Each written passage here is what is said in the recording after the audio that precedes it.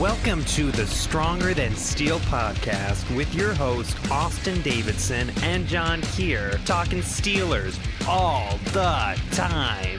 Now, here's Austin and John. Hello, everybody, and welcome back to the Stronger Than Steel podcast. Today is Season 6, Episode 15, and today we're looking at a final few prospects. I got a handful of them here. I got four, two interior offensive linemen, 4 outside linebackers that I just wanted to look for as a one last Hail Mary to try and see if I could find a few more guys that the Steelers might be interested in. And yeah, we also have my final mock draft. I did one more mock draft, and this time I wanted to keep it without trade, so it was a little bit more realistic, because, I mean, realistically, the Steelers might make a trade in this draft, but, it's not very likely. They'll likely stand put for the most part. We'll have to see. I mean, they've traded in other rounds before, but it's not very common that they trade down in the first round, so I feel like that makes it unrealistic. I tried to go for a more realistic approach of what the Steelers would actually do. So I kind of went different with the first pick than I would have gone with the first pick. But anyway, let's talk about the prospects first. So the first prospect I have is Jimmy Morrissey. He's a center guard from Pittsburgh. He's 6'3" and 303 pounds. Played mostly center, not really much guard, but a lot of people are projecting him as a guard at the next level. Morrissey was not highly recruited coming out of high school at all, going as an unranked prospect with not a single scholarship offer, even after contacting 128 FBS programs. He received some FCS offers, but chose to walk on in Pittsburgh instead. In 2016, he redshirted for the team and proved he belonged, and Panthers rewarded him not only with a scholarship, but the starting center job in 2017. He was able to start all 12 games for the team that year. Then in 2018, he started 11 games, missing the rest of the season with an ankle injury, but was still named a third-team All-Conference player. In 2019, he returned strong and started all 13 games to go on to receive first-team All-ACC recognition. In 2020, he garnered second-team All-Conference accolades after starting 10 games at center and 1 at right guard, while also winning the 2020 Bullsworth Trophy for the top player who began his career as a walk-on. Following his senior season, he declared for the draft. So what's good about him is he got a really good relative athletic score of 9.13, and that's due to really good showings on the 10-yard split, shuttle, and 3-cone drill. So essentially he's a pretty good athlete for a center. I think I might explain this every single time, but the relative athletic score is just a combination of the combine drills compared to their position. So he's not the best performer ever at the combine drills, but he's one of the top performers for the center position. And so he did really good there. He showed that he has athleticism. Then he was good on double team blocks. I mean, nothing really to elaborate on there. He's good at helping out his teammates. I felt like he was good at finding work. Really good at finding work, I should say. I thought that that was one of his best traits, is that he was a guy that was going to get in there and block regardless of if he had a guy in front of him or not. He was going to find work regardless of what was in front of him. Then he has adequate speed. I thought that his play speed was good enough. I mean, I thought that as a puller, he was really good. I liked him as a puller, and I thought that he had the speed to be a puller, even at the next level. I think that's where he showed the most oomph, I'll say. I say he put a lot of strength into his pull blocks. Then he had accurate snaps. I never saw a miss snap. There was one. I had to go back and slow it down, where Pickett fumbled the snap for seemingly no reason. I thought it might have been a high snap or something, and no, just Pickett just didn't handle the snap well. It was right at his chest and right where it should have been. So, accurate snaps from what I saw of Morrissey. Then the experience at guard in his final year is going to help. Likely, Morrissey's going to end up as a guard center, kind of like B.J. Finney, where he secures a role as a backup and kind of plays both, just so he could hang on with the team. So, it's good that he got a little bit of experience, even if it was only one game early on. Then he has solid play strength. I felt like he was strong enough to handle his competition.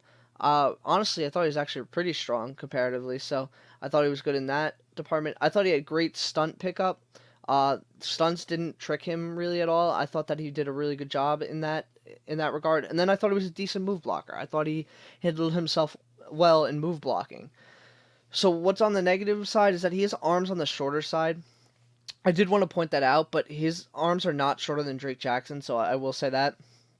Drake Jackson had 31-inch arms. I'm pretty sure Morrissey had 32 and some percentage after that. I'm not sure. I see now. I don't remember. regardless, they're still not that long because teams. Okay, it's 32 and 3/4 inches arms, so that's honestly not that terrible. But some say that is still too short. I mean, Drake Jackson just got T-Rex arms. I mean, when I said he had T-Rex arms, he was, but those arms are still on the shorter side for a center. Then he typically didn't get first contact, which is kind of understandable. When you have shorter arms, you're not really going to get the extension out all the way, again, especially against competition with longer arms. Then he could use better hand placement. I felt like his hands weren't always accurate. They weren't always in the right spot where they should be, so he could work on that. He missed a couple blocks in the second level. Not always. He did hit some blocks, but he did miss a few that I saw on the tape. Then he struggled to get a good push in short yardage situations, and I want to specifically point out the FSU game. In the FSU game, I felt like he really struggled to get a push, and that's kind of disappointing, especially without them having Marvin Wilson in that game. Marvin Wilson was a prospect I looked at on the last episode, not the last episode, like the one before this, the last episode of the prospects in interior defensive line, who's actually pretty solid. I mean, high pedigree guy and kind of came down in 2020, but they didn't have him for that game against Pittsburgh. And I want to see better push. I know I looked at Janarius Robinson, but he's an outside guy. So, like, I wasn't exactly happy with the struggle in short yardage situations in that game. Then he could be slow to recognize blitzes at times, which is really interesting. I felt like I find it interesting because I felt like on stunt pickups, like he was fine. Like guys wrapping around, like he was able to recognize when they're wrapping around. But when blitzes were coming, like he was a little bit slow to realize what was coming. And that might be because he's maybe over aggressive. Like I said, he finds work and he's pretty quick to do it. But I think that might play into him being slow to recognize the blitz because he kind of just sits there and doesn't see it. I'm not sure. It was just very weird. It's very weird to see on tape with a guy that was so good on stunt pickups. Then his lateral movement didn't always match what he showed at his pro day. I felt like his pro day had a really solid shuttle and 10-yard split and 3-cone drill, all of those, which all imply that he has pretty good lateral movement. But I just didn't feel like it matched. I feel like maybe those pro day numbers were more inflated than what was showed, or it just doesn't translate well to the field. I'm not sure which, but regardless, I felt like on tape it didn't match. It didn't match what he showed at his pro day. So I already kind of made the connection. Morrissey reminds me a little bit of a more athletic BJ Finney, where he's a bit undersized for center, and because of this, some are projecting him to make a move to guard, especially considering the lack of arm length. But I personally think he should stay at center. But like I said, I think he'll likely end up as a guard center backup, just like Finney did, to increase his odds of staying with the team. A lot of people have him as a 7th rounder, with a good amount of people also having him as an undrafted free agent. But personally, I give him a 6th-round grade because I liked how athletic he was, and he showed some really good stuff at center. Also, I apologize about the dog in the background. Unfortunately, I can't control him.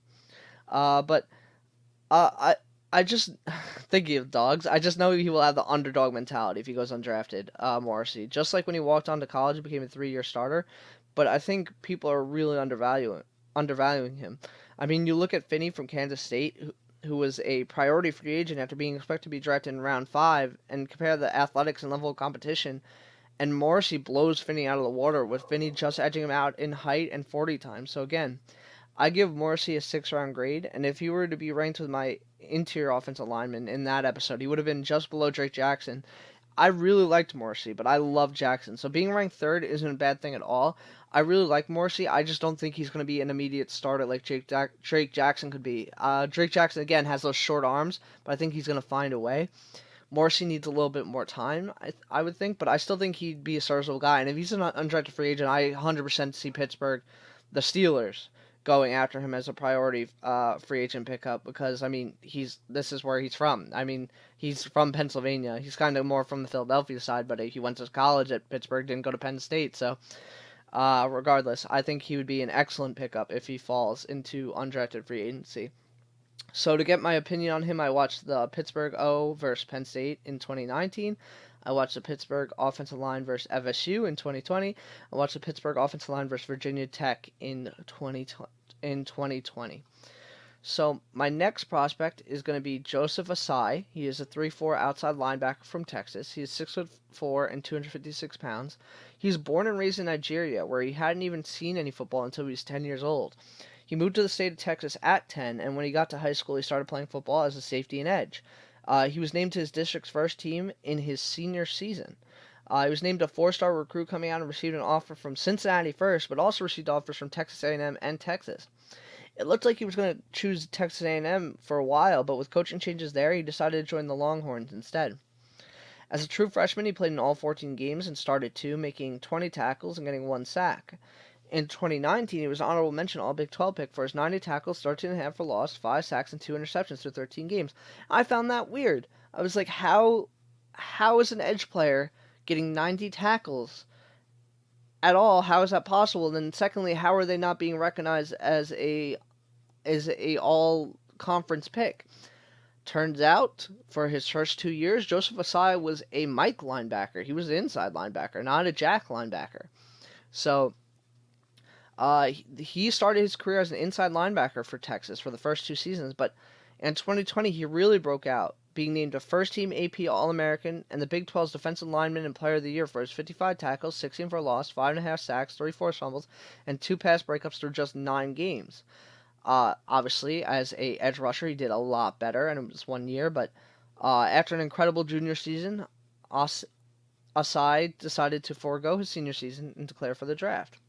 So what's good about him is he has high versatility with tons of experience at inside linebacker, which was the position he played in both 2018 and 2019, and playing both sides as an edge defender. That gives him an amazing versatility that not a lot of guys could say. There's a lot of guys that you're like, well, maybe they could be an edge defender, maybe they could be an inside linebacker, like Darius Leonard, for example. Darius Leonard was an outside linebacker that actually moved in, but that was more of a risk because you had really never seen Darius Leonard inside linebacker. He'd always played edge at Boston College.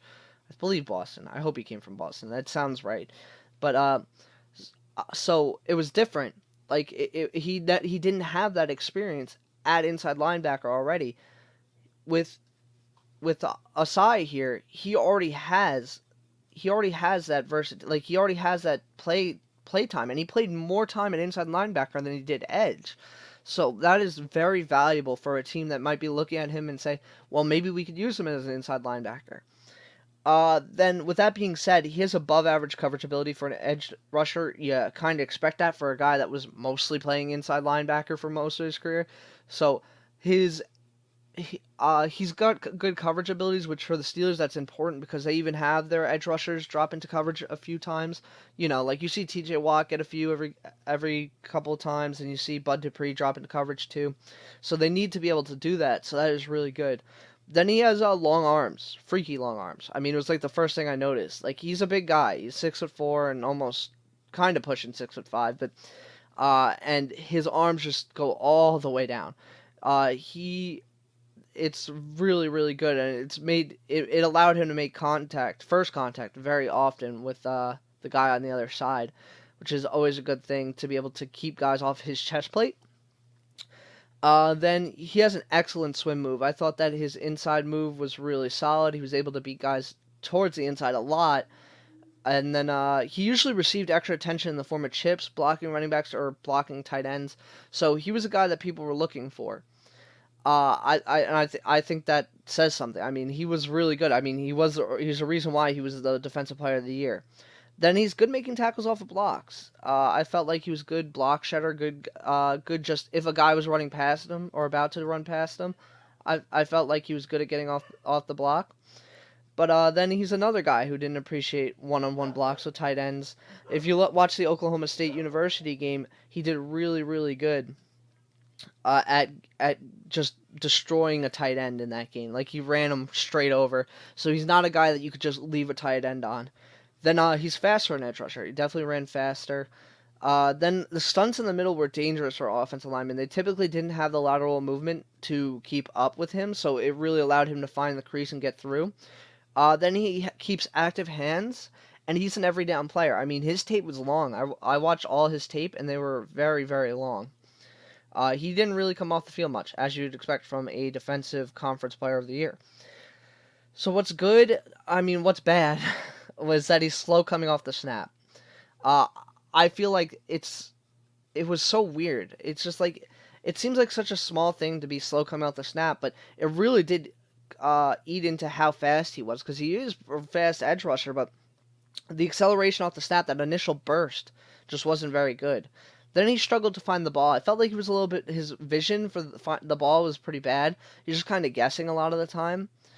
Then he has thin arms with a below average bench press with only 19 reps, so he could do with adding on some weight, adding on some muscle to get a little bit stronger. Might have to sacrifice a little bit of speed, but here's the thing: if he could fix his off the snap burst, he could definitely sacrifice a little bit of speed for strength because it'll almost make no difference. They'll compensate for each other. Then he didn't show an ability to convert speed into power, which is something that Bud Dupree wasn't able to do for his first 3 years. So, I mean, it's not something that Steelers fans aren't accustomed to, but I didn't really see him like turning his speed into power. Then he really struggled against Tevin Jenkins' strength. I mean, Jenkins was destroying him that entire game. He had a really tough game against OSU when he was matched up against Jenkins. Both tackles honestly did a pretty good job against him, but Jenkins specifically was just worse. It was just he had a really tough time dealing with Jenkins' just pure strength. Now the last negative is that he's a one-year wonder edge rusher. You don't know if he can keep that up, if he's going to keep developing. It's tough to call. I mean, you only have 1 year on tape. You know he's a player. You know he can play football. He's been playing for 3 years straight, but only once at that edge rusher position, so that's going to be a concern. So, I felt like I was watching a Bud Dupree, in all honesty, when I was watching at Acai. He's a freaky athlete with a ton of upside coming out, just like Dupree, but still not quite as good as Dupree was coming out. Not quite as fast as him. Still, though, he didn't have the injuries Bud had coming out, and he offers more versatility with more experience at inside linebacker than edge rusher at the college level, so he probably comes out with more coverage abilities than Dupree did. Acai also has longer arms and better split times than Dupree coming out, so there's that. That being said, I give him a late first round grade. He is the same kind of pick Dupree would be with a lot of upside, but needs to work on turning his speed into power. He's also going to need to bulk up. Dupree was 269 coming out, and while we don't have Dupree's bench due to his injury, I think it's to say he was stronger than Acai coming out, and likely by a lot. To get more specific, I think Acai is going to go between picks 26 and 34. I don't think he gets past the Jets in the second round if he falls that far, but this could 100% be one of the Ravens' first-round picks, or the Bills at 27, 30, or 31. And I'm not ruling out the Browns at 26 because the Browns also need a pass rusher after they lost Olivier Vernon. So that's why I think that he's really going in 26 to 34. Don't really see him going to the Jaguars. I think that would be a weird pick, but the Jets really need a pass rusher as well, so I kind of included 34 there. If I were to rank him with my other edge rushers, he likely would have been last, only because it would likely take the Steelers first to get him, which, with the positions they have to fill, that just shouldn't be done. However, if there's a surprise and he falls to 55, that would put him in first for sure. I think that at 55, Acai would be a steal, because, I mean, it's literally like the same type of player like Bud Dupree. You develop him, and it might take a little bit of time, but developing an edge rusher is worth it. I mean, we saw that process with Dupree, and when Dupree broke out, I mean, it was really good. So, to develop my opinion on him, I watched his highlights. I watched him versus TCU in 2020. I watched him versus OSU in 2020. And I watched him versus Texas Tech in 2020. My next prospect is Sedarius Hutcherson. He's a guard from South Carolina. He's 6'3" and 321 pounds. And honestly, I couldn't find much about Hutcherson coming out of high school. But he played high school ball in Tennessee, and that's about all I got. I couldn't find his recruitment status and stars and stuff, and I felt that was interesting. But he joined the Gamecocks for his freshman season and redshirted, but was able to win the Co-Offensive Scout Team Award for how well he practiced. In 2017, he was able to play in 10 games and started 4 after some injuries late in the year. In 2018, he was able to start all the team's games with 1 at left guard and the rest at right guard. In 2019, he saw a positional change, but started all 12 games again, this time once at left guard and 11 times at left tackle. In 2020, he was moved back to guard full-time and made all 10 starts at the left guard position. Following his senior season, he declared for the draft. So, what's good about him is he scored a 9.89 relative athletic score, which ranks 13th out of 1,141 guards leading up to 2021. That is obviously a big deal. I mean, to be in the top 15 guards since 1987 in terms of your athletic abilities, that's pretty solid. I mean, you don't really get much better than that. I checked him as a tackle, too, because he tried as a tackle, and I'm pretty sure he would have gotten like a low 9s, so still in the 9 relative athletic score. What's really going to hurt him for a tackle is he's being 6'3", but, I mean, still, he's very athletic regardless. And it's highlighted by a 35 on the bench press, which is in the top 97 percentile of all guards. So he's a strong guy. He's very, very strong, and that 35 on the bench press is very good showing. I mean, that's very desirable to have that much strength. Then I felt like he had adequate speed. The strength didn't come with like a really bad speed loss. Like for a lineman, I'm pretty sure he ran a 5.01 40-yard dash. So like that's not bad either. That's actually really good. And for a guy with that much strength, I mean, altogether, again, just a really good athlete. Then he has experience at both tackle in the Alabama game and at both tackle spots from the Alabama game and both guard spots. I found that interesting. I don't think people really watch his tape because I was reading what people thought about him, and they're like, yeah, he has some experience at left tackle. Never mentioned right tackle, but if you go back and watch that Alabama game, you find that he actually switches to right tackle several times in that game. He started at left tackle, but for different sets and for certain packages, they like him at right tackle instead. So he doesn't just have experience at left tackle; he has experience at right tackle as well. So what they would do is they put, I don't even know who he is. I didn't look him up, but 76 that they had at the time. I don't know if he's still on the team. They would put 76 at the left tackle spot, and he would move over to the right tackle spot, and sometimes at right guard, and they would run plays that way. And I thought that was good that he got experience at both tackle spots, and then he has both guard spots under his belt. I mean, so he has pretty good versatility for an offensive lineman. The only spot he didn't get to start in is center. I don't think he got any snaps at center in his career, but still, to be able to start at all four positions is not common for people to say, other than center. Then I like his snap to block speed. I thought his snap to block speed was pretty good. Yeah. Then going to his negatives, he is too small to handle NFL tackle duties. It's cool that he has experience, and maybe if there's an emergency or you need a pinch, he might be able to play it, but he is very, very undersized. I mean, we're talking about bottom 4.7 percentile for his height of a tackle. Tackles are typically not 6'3". It's pretty short for them. His weight is actually not that bad for the tackle. He's actually okay in that regard, but it's just the height is going to be really a struggle for him to handle edge duties. Then he got pushed back quite a few times on tape. It's not really about his strength, but he really struggled with guys who got a good hand placement on him. And that happened pretty often because he had bad hand placement. So guys were able to get into his chest plate where he wasn't getting into theirs, and that was allowing guys to push him back. Because he had the strength. Maybe you could talk about him having an inconsistent base, but I felt like his base was pretty strong. Honestly, it did match his bench press, even though they don't really showcase leg strength at the combine. I think he has it. Then he didn't look for work when he was in line, and I found that really, really weird. Like, the effort wasn't there. He was a statue out there. If there wasn't a guy in front of him, he wasn't moving over. And I will say the caveat that it could have just been a South Carolina scheme. It could have been their scheme where it's like, if it doesn't matter, you stay in your spot. You're zone blocking, you stay in your spot. You don't help anyone else. You stay in your spot. You look for a stunt. You look for a late blitz. You stay right there. But it really didn't look like that. And this is what I'll say about that. When I say he looked like a statue, he literally looked like he was giving up on the play and just putting in such low effort. He would like stand up straight and just kind of stand there, wouldn't really do much. So I don't think it's a scheme thing. I really think that he just needs to put in more effort, and that he just didn't really he didn't really want to put out the effort, in my opinion. Then I felt like he struggled blocking on the second level. It just. Oh, I'm sorry. I forgot to say something about his pauses. I was reading that. I was like, wait, I forgot to say that. He actually takes good angles to the second level, but he's just not good at securing the blocks. I mean, he has bad hand placement. He has bad hand placement in line, so when he's moving, it's just not very good for him. He just still doesn't secure the hand placement as you'd expect. It's just not very good. The angles to get there are good, but the hand placement just needs to be worked up. Then I thought he needs better grip strength to sustain blocks. His sustain wasn't as good as like my other interior offensive linemen, and I think that the grip strength was the problem. He has strength everywhere else, but he just wasn't able to hold on for long enough. So, whether you want to look at it as glass half full or glass half empty, Hutcherson is either flashy or inconsistent. There were so many plays where I was like, wow, this man is good. And then the next play, he disappointed me by doing something bad.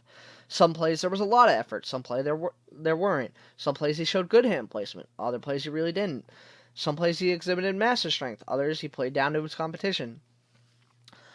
I am going to take the glass half full approach and say there's a good player here that just needs to be coached up. I expect once he makes it to the NFL, the effort is going to completely change. I said it for another prospect, I forget who, but I will say it for Sedarius as well. If he doesn't want to put in an effort every play, an NFL team is going to cut him quicker than he was drafted. Granted, that doesn't matter for some players, as some still don't show effort, even though their career is on the line. But still, I give Hutcherson an early 6th-round grade. I was very close to giving him a late 5th, but he needed to show a little bit more consistency. If I were to rank him with my other interior offensive lineman prospects, he would have been the best guard, but below all the centers still, because I think he offers the same developmental abilities Green offered while flashing against better competition in the SEC. So I think he's better than the other guards, but I just like all the centers better. I think that, honestly, I would take Morrissey in the 7th or an undrafted free agent and try and convert him to guard rather than just taking Hutcherson as a guard. Because, I mean, you have that center guard versatility, and I'm sure Morrissey could play both guard spots. I know the versatility that Sedarius offered, but I just don't think Sedarius is going to be able to offer that tackle versatility at the NFL level. Who knows, though? There's been guys that have surprised. But anyway, to develop my opinion on him, I watched his highlights. I watched the South Carolina offensive line versus Alabama's in 2019, where he got a left tackle start. I got to watch South Carolina OL versus Texas A&M in 2020, and then I watched the South Carolina offensive line versus Tennessee in 2020, and I watched the South Carolina offensive line versus Ole Miss in 2020. And that'll bring me to my last prospect, and the last prospect I'm looking for the 2021 draft. It's kind of sad. I dread the process going into it, but it feels so rewarding going into the draft and knowing so many players. I'll have to go back and count how many I did this year. I said I was going to do more than normal. I don't think I ended up doing more, but I ended up watching more tape instead. So you guys got more detailed, more stuff like that when looking at prospects that I felt like it made the content better. I gave you guys quality over quantity. I'll put it that way. At least I felt like I liked being able to watch more tape this year, because in previous years I would watch two tapes. That's it. That's all I need, and I'd watch one from last year and I'd watch one from this year, and it'd be all good. This year I was more focused on watching 2020 tape. I got 2019 in there when I could, but if I didn't have 2 from 2020, I was bothered. I needed at least 2 from 2020, and you see that here. So anyway, off that rant, quote unquote, my next prospect is Joe Trion. He's a 3-4 outside linebacker from Washington. He's 6'5" and 259 pounds. He opted out for the 2020 season, so I want to point that out. He's a Washington native who came out of high school as both a defensive end and tight end, giving him a 3-star ranking and making him the 10th best player in Washington. As a junior in high school, he committed to Washington State, but after a really solid senior season, Washington came late in the process and got him to decommit from Washington State and flip to the other side of the Apple Cup. Apple Cup is the game they play Washington and Washington State. That's what it's called, which I appreciated that. He redshirted in 2017, but in his redshirt freshman season next year, he was able to play in 12 games and start 2, putting up 20 tackles, 2 of them being for loss and a sack. He was a second-team conference selection in 2019 after making 41 tackles, 12.5 for loss, and 8 sacks through 12 starts in 13 games. Then he was set for a really solid year in 2020, but with COVID, he opted out and decided he was just going to enter the draft instead. So what's good about him is he is still in shape. With the year off, he had an excellent showing at his pro day, earning him a 9.3 relative athletic score, putting him in the top 100 of 1,362 edge rushers tracked since 1987. So that's obviously always a good thing. He's an athlete, and it's a good thing that his skills haven't appreciated, I guess I'll call it. I guess I can't say that. I guess he could have been an even crazier athlete, and I just wouldn't know. And oh wow. Oh, that just kind of changed. I don't know why I didn't think of that earlier. That kind of changed my opinion on something, because I don't know why I didn't think of that. I'll get to that in a second, but he has great size for an edge rusher with arm length to match. Now, I wrote this. I literally wrote this as a note, and I didn't process it. His 40 time was good, but his play speed is better. He might have been had even better athletic score had he done it in 2019. He might actually be faster, and just after a year off not playing football, he might have just not showed up at the pro day as good. So that might be why I thought, because his 40 time wasn't bad. Like, his 40 time was actually really good for an edge rusher. But I felt like his play speed was nutty. Like, I felt like his play speed was absolutely insane. Like, I want to stress that as much as possible, that he felt really, really fast. And he has impressive lateral quickness, too. Like, I felt like that was really good, too. But I felt like his lateral quickness matches his other pro day showings. Like, I felt like it was fast, but it was like, okay, this makes sense on tape. Regardless, he offered some versatility in the fact that he played on both sides, so that's always good. I think all my guys played on both sides this year. I think every single one, so that's good. Then he's explosive off the snap. His burst off the snap was insane. I mean, everything about him is just pure speed. You want to see some speed? Look at Joe Trion. He is just so fast in everything he does, and he's fast off the snap just like that. He has coverage experience. He was asked to cover a lot, and he's actually pretty solid at it. I was happy with his ability to kind of flow and have a feel for who he was supposed to cover. I felt like there were times where I was like, you needed to come down a little bit faster, you needed to sink a little bit deeper, but for an edge rusher, I was pretty happy with his coverage experience. Then he has active feet when getting blocked, so I think that's good. Then he was double teamed a lot. I mean, teams, there obviously wasn't much tape on him, but I mean, teams were double teaming him a lot on a per snap basis. Then he has a really solid inside swim move. I felt like it was just as good as a size, if not better. Then he has a sound tackler, and he's a high motor. He's going to go around and try and make tackles, and I didn't see anyone slip off his tackles on tape. I felt like he actually did a really good job securing guys. So on the negative side of things, he has 14 career starts in college, and that's before a year off. So he is still on the rawer side in that regard, because he hasn't even played that much. We don't really know how good he could have been if he played in 2020, because he just doesn't have that much time under his belt. Then he couldn't get to the quarterback in any other way rather than speed. He was really struggling with that. I mean, he had that inside swim move, but that was often because he took a step and was just so fast on the inside that inside swim move was really good. But he's just got no secondary move. There's just no secondary move there. Like, if that first move didn't work, he doesn't got another move around it. And if it didn't work perfect, because there are times where it worked and he just had to just do something else. Second move, he got the guy off balance. Like, he got Penny Sewell off balance in some of the film study I saw, and he just didn't take it. So that is unfortunate. But that's a developmental thing. He can work on a secondary move, but he just doesn't. He didn't have one in 2019. I don't know if he's been working on it in the offseason. But he really needs that secondary move. And then stronger guys kept him from getting pressure. I mean, this is a guy that again relied entirely on speed. He wasn't really pushing guys back. I will take one play though. Boise State, the right tackle got so surprised because he's not a bull rusher. It's the only time I saw Joe Tryon bull rush, but the right tackle got so shocked because Tryon just ran straight at him and he pushed him straight back. It was one of the first plays I saw, and I was like, geez, this guy is strong. But then I never saw it ever again. But, yeah. So he, for the most part, doesn't get pressure unless it's from his speed. And again, stronger guys kept him from getting that pressure. And, I mean, I'm pretty sure most guys were ready for it after that. After this, oh, wow, he might actually be able to bull rush. I never saw it again, so. Then I think he needs to use his hands more effectively. I felt like he had actually active hands, but like he wasn't using them as effectively as he could have been. So that'll be the last thing I say about him on the negative side.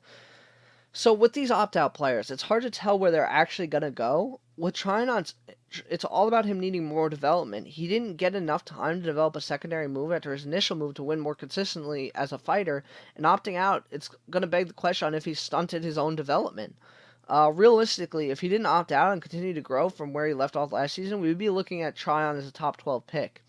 But unfortunately, it's just not the case.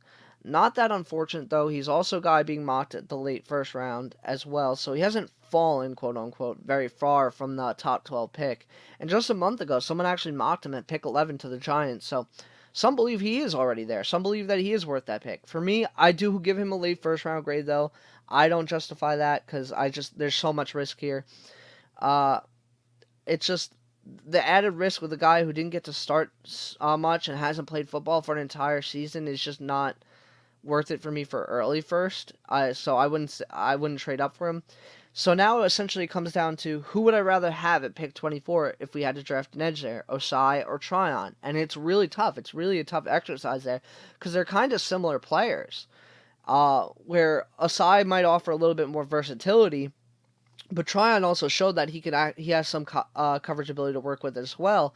Maybe not as good as Acai, but it's there.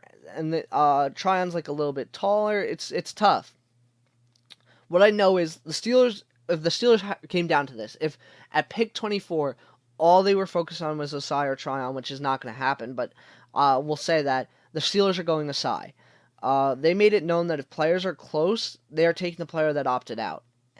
They're not taking the player that opted out. I'm sorry. So they would take Acai because he didn't opt out for 2020, and they have more recent tape of him. But I think I'm going to rank Trion just above Acai. Again, this is incredibly close, especially with how the Steelers developed pass rushers as of recently. He was a secondary move away from being a complete player. Maybe he could put on a little bit more weight and get some strength, but really that was it. So I think I'd take the risk even with the year off. But I still wouldn't want to take an edge at 24. But if I were, I think I'd want to go Trion. So that being said, he would come right above Acai in last. Acai is in last. Trion's above that. But they're interesting developmental players. The Steelers do go up edge. I'd be very interested to see which one of those they picked. If one of those, I mean, there might be other edge defenders there that they might want instead.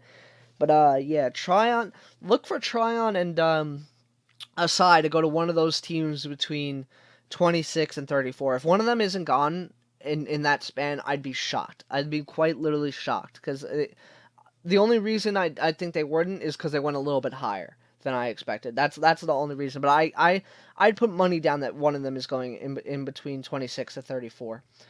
Anyway, so to develop my opinion on him, I watched his highlights. I watched first Boise State in 2019. I watched first Washington State in 2019.